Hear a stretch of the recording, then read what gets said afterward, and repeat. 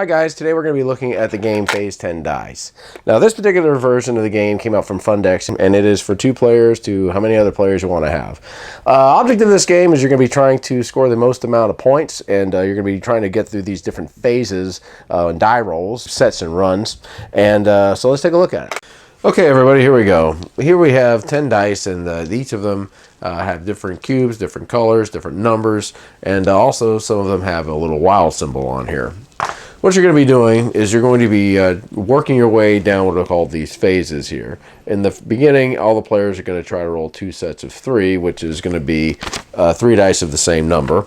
And then it'll go down to 1 set of 3 and run 1 of 4, which a run is just getting 4 dice that are in numerical order. And then it goes on to run a 7, run of 8, and run a 9, and goes all the way back down here to the 1 set of 5 and 1 set of 3.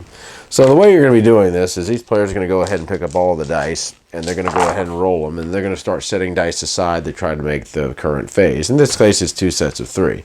So here's an example. I got 2 10s. I can use the wild to make up one of the other 10s, and here's another one. I got 3 8s. So I went ahead and I made the 2 sets of 3.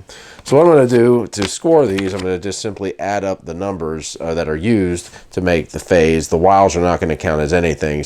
And then the second player will go and he'll try to complete the phase. And you'll get 3 rolls to do this and set the dice aside.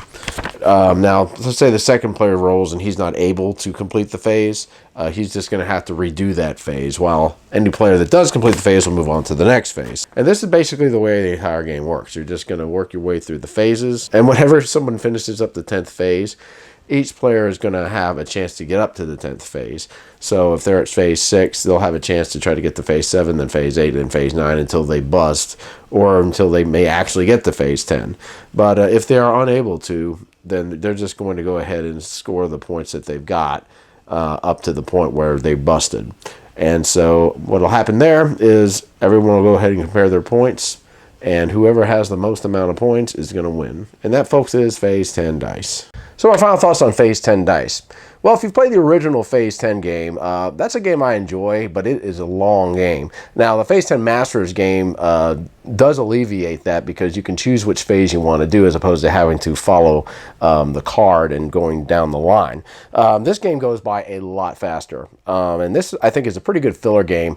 If you like games like Yahtzee, I think you would probably like this game. The dice are really colorful. You know, I mean, there really isn't too much to it as far as the rules.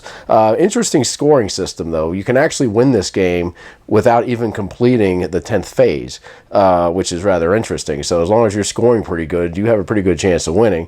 So anyway, yeah, would I recommend this game? I guess it really just kind of depends on if you like games like Yahtzee or dice games. This game does go for probably about $40 to $50 now, since they don't make it anymore. So this is probably the type of game you would have to actually like before I would recommend purchasing it. But for a filler game, I think it's okay. So guys, that's my review of Phase 10 Dice. See you later. Keep on gaming.